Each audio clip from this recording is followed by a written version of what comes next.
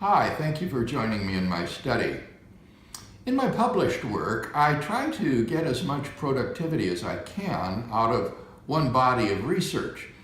And so I'll typically write a scholarly level book on the subject published by an academic press, a popular level book published by a Christian press, and then several articles that I can submit to peer-reviewed scholarly journals. So this week in my study, I've been working on several articles on the subject of the atonement. I have in mind to publish a trilogy of articles that will cover nicely, I think, the principal objections to penal substitution. The first is penal substitution coherent? And that's already been accepted for religious studies. The second would be, is penal substitution just? And would deal with the justice of penal substitution. And the third article would be, is penal substitution satisfactory? And that would deal with the question of how penal substitution satisfies the demands of divine justice. So I'm excited about completing this trilogy of articles on the atonement. I've also been inspired by the article that I shared with you last week by Ashley Steiner to write an article on the subject of whether a legal pardon removes the guilt of a criminal.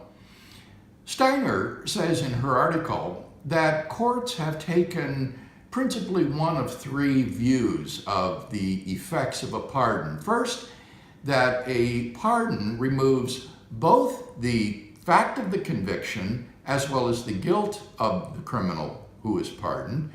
Secondly, that a pardon removes neither the conviction nor the guilt of the criminal. And finally, third, that a pardon removes the conviction of the criminal but not the guilt. I've argued that those options 2 and 3 are incoherent because they leave the guilt of the person pardoned untouched.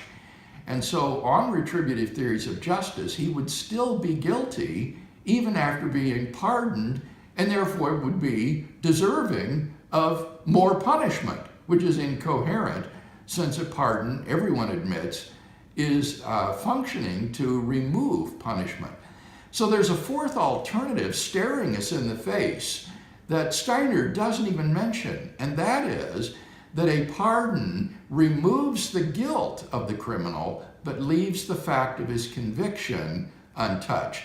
And that, I think, is in fact the real effect of a pardon and is consistent with the court's decisions over the years concerning the effects of a presidential pardon. So I hope to write this up, and my plan is to try to submit it to a professional law journal of some sort. And I've never done anything like this before, and I don't know whether it will be accepted, but I think that it's worth a try because I do think I've got something important to say on this subject.